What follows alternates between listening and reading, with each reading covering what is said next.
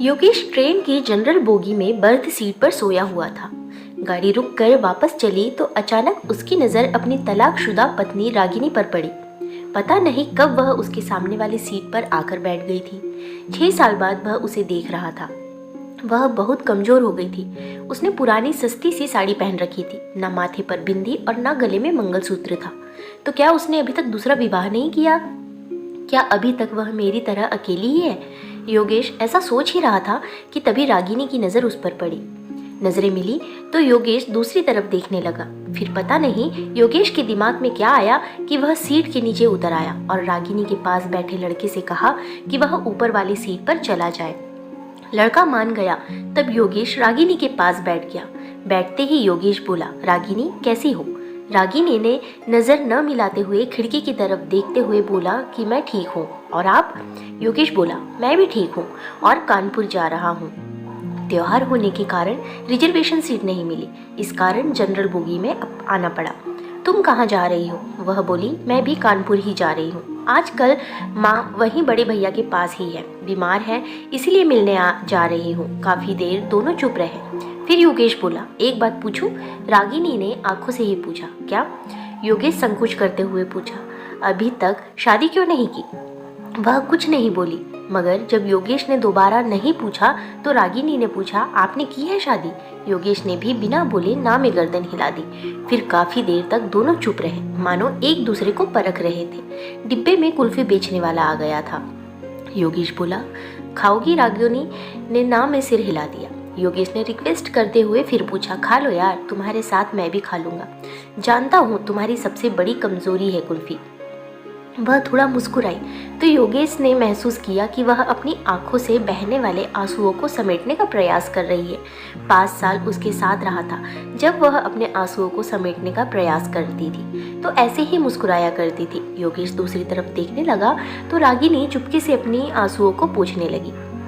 फिर वह सहज होकर बोली, एक शर्त पर खाऊंगी। योगेश बोला, क्या शर्त है? तो रागिनी बोली, पैसे मैं दूंगी। योगेश कुछ नहीं बोला। फिर रागिनी ने 2 कुल्फियाँ खरीद ली और एक कुल्फी योगेश को देते हुए बोली, अब मैं भी कमाने लगी हूँ, एक प्राइवेट स्कूल में पढ़ाती हूँ, महीने के 10,000 रुपये मिलते हैं। कुल्फी खाते हुए योगेश बोला, तलाक के समय कोर्ट के आदेश पर मैं तुम्हें 30 लाख रुपए तो दे रहा था, अगर ले लेती तो अपना स्कूल खोल लेती, जबकि तुम बहुत स्वाभिमानी हो। इस जमाने में पैसे के बिना कुछ नहीं होता। वह हंसकर बोली, अगर ले लेती तो अपनी ज़मीर को क्या जवाब देती? तो ये ज़मीर रोज कहता कि जिसे छोड़कर आई हो उसी के सहारे पल रही हो। योगेश बोला, तुम बहुत अच्छी हो, मासूम हो। यह एहसास मुझे तलाक लेने के बाद हुआ। तुम यकीन नहीं करोगी, मैं बहुत बदल गया हूँ। पीना बिल्कुल छोड़ दिया है, गुस्सा बिल्कुल नहीं करता। अब मैं किसी को नीचा दिखाने की कोशिश भी नहीं करता, जो तुम्हें बहुत बुरा लगता था। वो सब बुरी आदतें मैंने छोड़ दी है। वह उदास होकर बोली, अब क्या फ़ायदा? जब मैं मना किया करती थी तब आप मेरी तरफ एक भी बात नहीं सुनते थे। आपके कारण मैं हमेशा टेंशन में रहती थी। इसी कारण मुझे 2 बार गर्भपात भी हुआ, वरना आज मेरे भी 2 बच्चे होते। एक 8 साल का हो गया होता और दूसरा 6 साल का होता। कहकर वो रो पड़ी।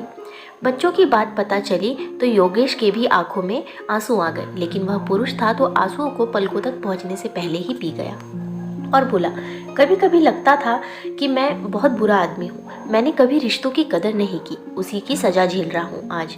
फिर अकेला हो गया हूँ, अब माँ भी नहीं रही। माँ के होने पर रागिनी को बड़ा दुख हुआ और बोली, माँ को भली चंगी छोड़ कर आई थी, उनको क्या हो गया था?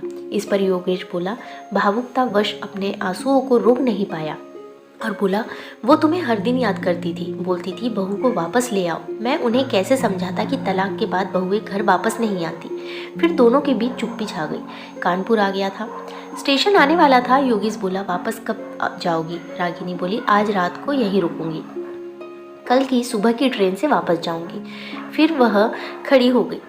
योगेश भी खड़ा हो गया और पूछा, कितने बजे वाली ट्रेन से वापस जाओगी? रागिनी बोली, हम गरीब लोग हैं, रिजर्वेशन नहीं करा पाते हैं, जनरल डिब्बे में सफ़र करते हैं, इसीलिए जो भी ट्रेन मिलती है टिकट लेकर चढ़ जाते हैं। इतना कहकर वह नीचे उतर गई। योगेश अपना सूटकेस संभालता हुआ उसके पीछे लपका और बोला, अगर मैं रिजर्वेशन की 2 टिकटें ले लूँ तो मुझे पता है कि तुम मेरे साथ नहीं चलोगी, लेकिन मैं तुम्हारे साथ सफ़र करना चाहता हूँ। जनरल में ही चल लूँगा, बताओ कितने बजे यहाँ मिलोगी? रागिनी ऑटो में बैठती हुई बोली, 9 बजे यहाँ मिलूंगी। फिर उसके देखते देखते ऑटो आंखों से ओझल हो गया। योगेश कानपुर 2 दिन के लिए आया था, मगर रागिनी का साथ पाने के लिए उसने अपना शेड्यूल बदल दिया। उसने जल्दी से अपने बिजनेस का काम पूरा किया और अगले दिन सुबह 8:30 बजे ही स्टेशन आ गया।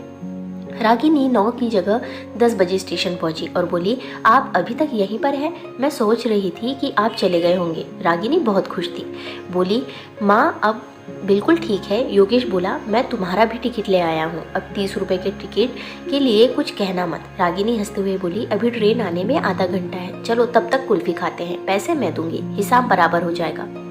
इतना कहकर वह फिर मुस्कुरा दी। वह जब भी मुस्कुराती थी योगेश की नज़र उसके चेहरे पर ठहर जाती थी। फिर दोनों ने कुल्फी खाई और तब तक ट्रेन आ गई और फिर से एक नया सफ़र शुरू हो गया। मगर इस सफ़र में कुछ खास था। योगेश कुछ कहने के लिए तिलमिला रहा था, मगर डर भी रहा था कि वह मना कर देगी तो। योगेश नोटिस कर रहा था कि रागिनी बड़े भाई के घर से नई साड़ी पहनकर आई थी। वह बहुत सुंदर लग रही थी। खिड़की से आ रही ठंडी हवा के झोंकों से रागिनी के ललाट पर लटकी बालों की एक लड़ी झूम उठी। उसे ऐसे देखकर योगेश के दिल में एहसास होता है कि कभी उसकी जिंदगी थी, मगर मैं इसे संभाल कर नहीं रख पाया। योगेश की मन स्थिति से अनजान रागिनी बोली, क्या हुआ, आप गुमसुम से क्यों हो? दोस्त बनकर ही सही कुछ बात तो कर लो। योगेश बोला, मुझे दोस्ती नहीं चाहिए। रागिनी को झटका सा लगा, बोली, फिर क्यों मेरे साथ सफ़र करने के लिए उतावले थे आप? योगेश बोला, मुझे तू चाहिए, हमेशा के लिए, जन्मों जन्मों के लिए, मेरे साथ हंसने के लिए, मेरे साथ रोने के लिए। वह इतनी जल्दी जल्दी सारी बातें बोला कि रागिनी बस उसके मुंह की ओर देखते रह गई। वह आगे बोला, मैं गलत था, तुम्हारी कदर नहीं कर पाया, मगर तुम्हारे जाने के बाद मुझे मेरी गलतियों का एहसास हो गया है, मुझे माफ़ कर दो, कहकर वह रो पड़ा। रागिनी चुप हो गई, बस उसके चेहरे की तरफ देखी जा रही थी। योगेश उसके दोनों हाथ पकड़ कर बोला, मुझे माफ़ कर दो यार, मैं वादा करता हूँ अब कभी भी तुम्हारे आंसू की वजह नहीं बनूंगा, तू जो कहेगी वही करूँगा, प्लीज़ लौट आ। रागिनी ने माथे पर साड़ी थोड़ी सी पीछे सरकाई और बोला, इधर देखिए जरा। योगेश ने देखा, रागिनी ने मांग भर रखी थी। वह बोली, मैं जानती थी आप यही सब करोगे, मैंने कल ही सोच लिया था कि अब अकेले चलने के दिन खत्म हो गए हैं, मेरा हमसफ़र लौट आया है, अब आगे का सफ़र उसी के साथ तय करना है, थक गई हूँ मैं अकेले चलते चलते। कहते हुए वह अजीब सी मुद्रा में मुस्कुराने लगी। योगेश बोला, मैं जानता हूँ जब तेरा दिल रोने को होता है तब तू ऐसे ही मुस्कुराती है, मत रोको इन आंसुओं को, बहने दे इन्हें, दिल हल्का हो जाएगा। इतना सुनते ही का संयम जवाब दे गया। वह जोर जोर से रोने लगी। डिब्बे के सारे लोग उसे देखने लगे, मगर रागिनी ने लोगों की परवाह नहीं की। वह योगेश के कंधे पर सर रखकर रोती रही। कुछ देर बाद रागिनी का गाँव आ गया। गाड़ी कुछ पल रुकी, फिर चल पड़ी। रागिनी को अब वहाँ उतरना ही नहीं था। जिंदगी का नया सफर फिर से शुरू हो गया। उसकी मंजिल अब माँ का घर नहीं बल्कि पिया का घर था, जो बरसों से उसकी राह देख रहा था। अब वो भी उसके कंधे पर सिर रख के मासूम से बैठ